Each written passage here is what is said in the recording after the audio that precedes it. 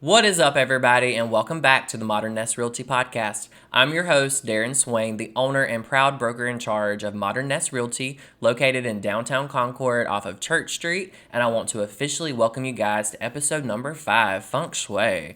All right, guys, a little bit of disclaimer for y'all. Today's episode might be a little woo-woo for some of y'all, and it's all right. Y'all know I'm weird. I'm a proud, weird person, and I want to share with you guys stuff that I think might be useful and that might help you, okay? So a lot of people here in the South, when you hear the word feng shui, you think it is rearranging your furniture, okay? And that is a piece of it. That's not the whole puzzle, okay? So another disclaimer, I am not a feng shui expert, okay? Today is hood knowledge. This is not legit, okay? This is just what I have learned and what I have seen. So if you know a feng shui expert in the Charlotte area, please send me their info or tag them in this so that I can reach out to them, because we have a huge shortage of feng shui experts in our area, okay? So feng shui, guys, is basically a way to bring positivity and to bring good energy into your home, okay? So a lot of people are somewhat familiar with like ancient either Asian or Chinese practices or whatever. Y'all know I'm ignorant, so give me some grace if I am wrong on some things, but I know a lot of y'all have seen like the foot map, where it's like, different parts of your foot correlates to different organs in your body, okay? Feng Shui is very similar in that same thought process, because different areas of your home correlate to different pieces of your life, okay? And you can Google what is a Feng Shui map, and you can be able to draw out the boundary lines of your home and kind of place that and see what room represents what, stuff like that. And guys, if you're not into it, that is fine. None of this is going to hurt you, okay? If you clean your house or you put a plant here or do whatever, like, it's not going to kill you, I promise, okay? So let your guard down and maybe you'll learn a little something today, all right? So basically, feng shui is trying to bring positivity, trying to bring and balance the qi inside your home. Now, qi is pretty much the thought process that every item in your home has like an energy or like a frequency attached to it. And guys, I can subscribe to this because, when I think about it, like how many materials make up a piece of paper? How many elements make up, a pencil or stuff like that? When you combine all of these different objects together, they resonate. They have energy. They have a vibration. Whether it is, wood or metal or, stone or water, all these different elements have their own kind of vibration, guys. And we want them to be in harmony with each other, right? So feng shui is basically the belief that everything in your home has energy and stuff associated with it.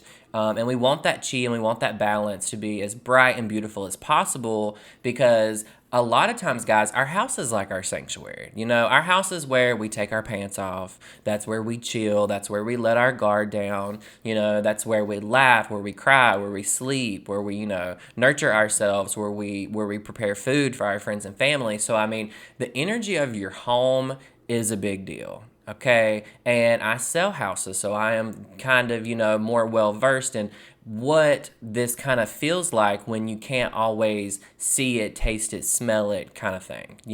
I have been into homes before where the energy just felt stanky.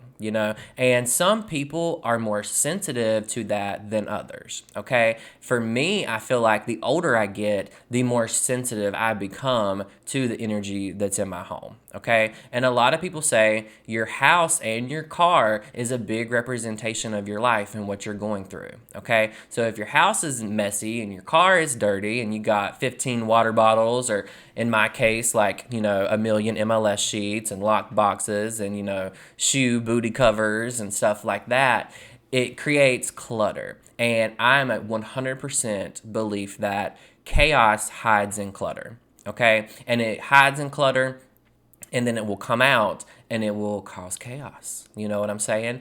So today I'm going to share, just like we're going to chase squirrels, y'all know it, and I'm going to share a lot of different like tips and tricks to help boost the feng shui inside your home. Again, I'm not a feng shui expert. This is hood knowledge, y'all. I don't have a degree in feng shui, okay? But the best way to start with feng shui is to really Google that feng shui map. okay? And take that map, place it onto your home or draw out your house, and see what different areas of your home correlate to different areas of your life, whether it is your health, your career, your family, stuff like that, okay? Same kind of thought process as the foot map, where like, your big toe could be related to your liver or something like that. Same kind of thought process. But when you use that map, you're going to be able to move room per room and really clean out and align that room with the best possible energy, because you're being a lot more intentional, okay? So definitely Google that map and draw that out for yourself so you can kind of see. And then guys, sit back and take a sip of something and take a look and see, okay, my health has been all to shit. Is it because where, the health sector of my home has 15 boxes that I haven't unpacked and hasn't been dusted, and we just keep the door shut, and there's no curtains on the windows, or, whatever it is? Like, sit back after you've drawn that map for yourself and kind of look like, are the cleanest, most functional areas of my home, is that where I'm thriving the most in my life right now? And give me some feedback. Let me know once you've done that, like how you feel about it. But essentially, the step one is going to be to do the Feng Shui map, okay? You're going to see the different quadrants of your home and stuff. And guys, houses are like people, they're not perfect, okay? So depending on how your house was built, the time period that you bought your home, like the layout may not be the same and stuff like that. You may have missing quadrants, in your home because your home doesn't have that space. In those situations, that is fine. That grass area or yard area where you're missing a part of your house compared to the Feng Shui map is still basically there. It's just not your actual home. It's outside, okay? So don't worry about that. Another tip that I want to give you guys, and this is kind of Feng Shui related, but when we clean our home, we have to be intentional about why we are cleaning our home and what we are doing it for, okay? I was the worst at this because what I tell myself when I am cleaning my house is, how did this shit get so messy? I just cleaned this the other day, Instead, that intention and that thought process should be, I am clearing and beautifying my space, and I am, cleansing my space, or whatever. When you are cleaning your home, guys, try not to have like the worst mindset ever if you can. Try to think of it more like you are purifying your space and you're nurturing your space and stuff like that. Put good intentions and good energy into cleaning, guys. I know that's hard. I'm asking for a whole heck of a lot today. But that is the key, okay? Another tip that I have for you guys is when you do go to like do a deep clean and stuff on your home, start in the east facing area of your home. The same way the sun rises in the east and sets in the west, that's where you need to start cleaning your home, okay? And a couple of my tips for you at first, get all of your cleaning supplies together. Put them in a bucket or a mop bucket or whatever you have, and put all of that together in the east side of your home and start cleaning there. That way you're not in chaos. You're not running, to the pantry to grab this cleaning product or to get a towel or to get a Swiffer or get whatever. Bring all of your cleaning materials to the east part of your home and start there and work your way around, okay? You also want to purify the airspace, guys. So whether that is, lighting an incense or, something like that, you want to purify the air. Open up the freaking windows. You'd be so surprised, especially young people my age, how long they live in their house and never open the windows. The older people, they know. Open up the windows, let the fresh air in. And guys, from the realtor perspective, it helps your heating and air recycle that air because you don't have all this stale, stagnant air inside your home, okay? So you're starting off cleaning. You've got all of your cleaning supplies together, so you're not running around, going upstairs, downstairs, being crazy and being chaotic. You're starting in the east side of your home, and maybe you light an incense or you light a candle or you do something to purify the airspace as well. And I'm being extra, so I'm asking you to set the intention, you're not in a negative mind space. You're not like, where did all this laundry come from? Like you are in the space of setting that intention of, I am purifying my space. I am putting positivity into my space. I am pouring back into my space because it pours so much into me, right? Our home is our sanctuary. That's where y'all take your bra off, take your shoes off, do whatever. And we want to create the most like loving environment possible, okay? And I know like it might be hard to try to set positive intentions and keep that while you are cleaning. Okay, like I get it, because I'm a real person too behind this microphone, and I know that when I'm scrubbing my toilet, I usually don't have good thoughts flying through my head. Like, but go with me and try to be more positive, try to be more intentional on why it is you are doing what you're doing. Okay. So again, start on the east side of your home, get all your cleaning materials together, light a candle, spray something, do something with the airspace of your home. Please crack a window and have a screen on it so you don't have all the critters and crawling things, moving into your house with you.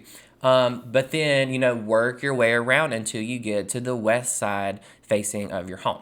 Now, when it comes to Feng Shui, Google is like your best friend, like I said, because we don't have a lot of experts in our area to kind of give that advice. And here in the United States, definitely in the South, it is going to be considered a little bit more woo-woo. However, when you go to different areas, guys, this is a main thought. Okay, and I'm going to bring up one thing. If you are an interior designer or an interior decorator or an architect or stuff like that, guys, these people are familiar with Feng Shui. Okay, when they build these homes and they build these buildings and stuff, don't think that these people are not familiar with this. And consumers and customers, we are attracted to the good vibes, guys. Have you ever walked into a house and you're just like, this house has such freaking good energy or bad energy? Like, some people are more sensitive to it than others, but just know that the designers that design stuff, or let's say like Target or, Pier 1 and stuff like that, they know what Feng Shui is. If you've ever worked with an interior decorator or designer, they actually have a ton of knowledge about this, and I think that it's so cool, but they don't always share it, with everybody. For me, it's like the older I get, the more sensitive that I become to it. You know what I'm saying? Like, if my house is dirty, my car is dirty, then my mind is dirty. And I've got all these things going on. I can't always rest and chill. It's kind of like after you've cleaned your house all day and then it's like you just sit on the couch and have a glass of wine or something and watch TV. Like, it's so much more peaceful that way. Okay, so do your Feng Shui map, kind of see what areas of your house, what that means to you, and then let me know, like, Darren, my health has been so bad and I can see why my guest room falls in this quadrant and it's to shit. I've got blankets and everything not even folded up, just like thrown in the guest closet. A lot of times, guys, we hold on to stuff. And I can speak for myself because I have storage buildings. And, a lot of times we hold on to stuff that doesn't always benefit us, okay? And if we take the Feng Shui principles and we think that every item has, an energy or vibration or whatever you want to call it to it, we want them to be harmonious and be balanced. Nowadays, a lot of people love antiques. A lot of people love going to thrift stores and finding stuff, and you don't know who had that. It's like, I'm not going to go to a thrift store and buy like an old creepy doll and put it on in my guest room. You know what I'm saying? Just because it's not aligned with me and what I do, So kind of take that into account as well. And from now on to the end of this podcast, we are chasing squirrels, okay? So I'm just going to give you all of the tips and tricks that I know. It might not make sense to you, but try it. It's not going to kill you, I promise. For me, I hate a welcome mat. A welcome mat for me is welcome to any and all things good, bad, low vibrational, evil, whatever you want to call it. You can have a doormat, but it doesn't need to say welcome on it because you are advertising everything to come in, okay? Your front porch and your front door are very important to your Feng Shui and how the energy is going to flow through your home, okay? You want it to be clean. You don't want it to be cluttered. You don't want to have a pile of dirty, nasty shoes right by your front door. You don't want to have a coat rack that's overflowing and stuff like that. You want to make it as clean and inviting as possible. In our entryway, guys, we want to have bright light. We want to have, either if you have a crystal light fixture or something like that, that's great. But you don't want a dark, dingy, dirty entry into your home, okay? Now, moving through your home, there's a lot of different areas, where there's a lot of stuff going on, right? There's a lot of energy going on, like in the kitchen and in the bathroom, for instance, okay? In the bathroom, guys, that is all waste. where we go to take a shower, use the bathroom, shave, brush our teeth, do all that kind of stuff. Like, there's a lot of waste going on in the bathroom, and there's a lot of water sources in the bathroom, okay? So my tips for that is keep it clean, keep it as minimal as possible. Make sure that your toilet seat is down, not just because I'm a realtor, but because the energy of the toilet just needs to be down. You want to have it closed off. A lot of people that believe in Feng Shui think that drains, can suck energy out through them the same way water flows through them. So you may see people who have, rocks or something or some sort of drain stopper in their drain. I don't personally do that, but I know people who do. Your toilet seat should be always down, and your bathroom door should be closed. Okay, that's a waste closet, guys. We don't need our bathroom door to be open at any point. That is my biggest tips for the bathroom. Now, you may want to add a plant to the bathroom. Plants have a lot of yin energy or feminine energy. Yin being the feminine, yang being the masculine. And for me, I have a snake plant that I have in my bathroom. Now, this snake plant did not grow or change really anywhere else in my house versus whether it had a ton of light or no light or anything. And guys, I got really into Feng Shui about 2 years ago. I just kind of got into it after COVID. I went from having nothing but fake plants in my home to having like almost 40 trees and plants inside my home. Okay. And I think that looking back at it in this aha moment that I'm having with this microphone right now, I think I needed that yin energy. I needed that nurturing energy. I needed that supportive, energy. And the snake plant that I have in my bathroom now has grown like almost double in size since I put it in this bathroom that has no window. My bathroom has absolutely no window in it at all. And like the snake plant has done way better in there, but it balances out some of that waste energy, right?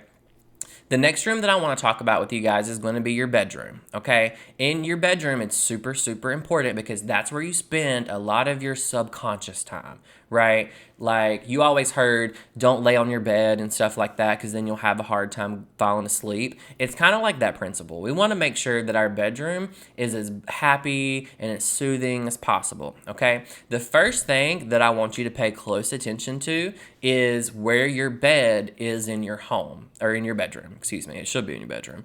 But make sure you have your bed in what is called the command position, okay? And command position is a lot in Feng Shui, and that basically is like where when you are in that position, you can see the door.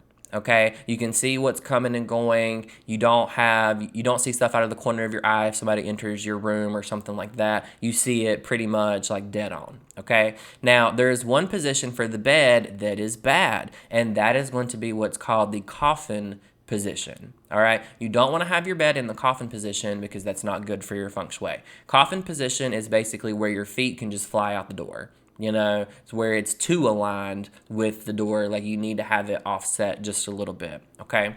To where you're still in that command position, but you're not in coffin position. And guys, you can dig as deep into this as you want to.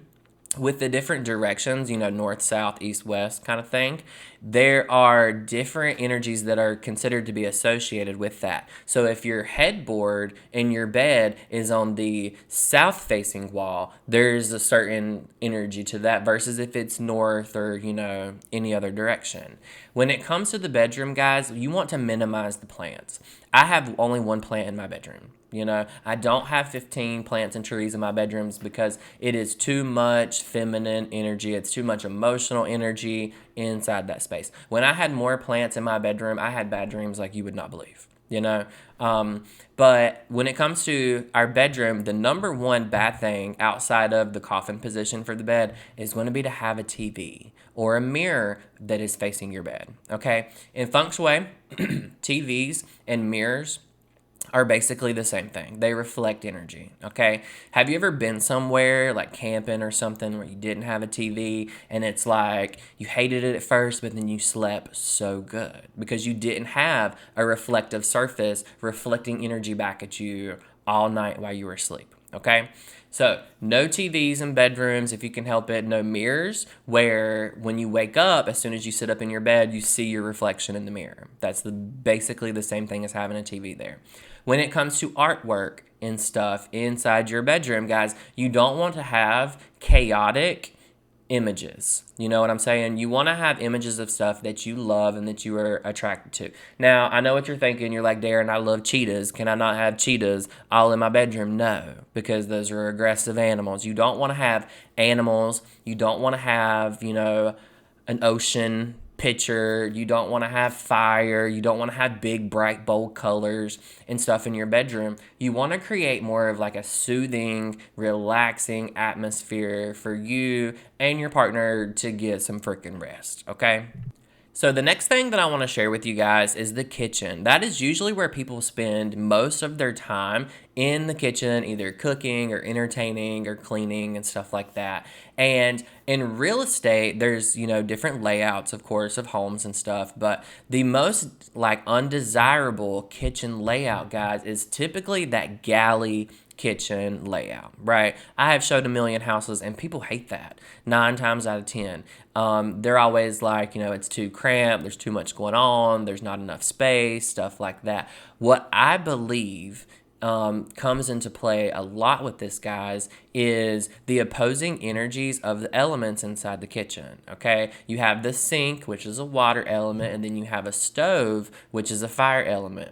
So if you have a galley kitchen and where the stove and the sink are across from each other, facing or in opposition to each other, you have two opposing forces inside of your kitchen.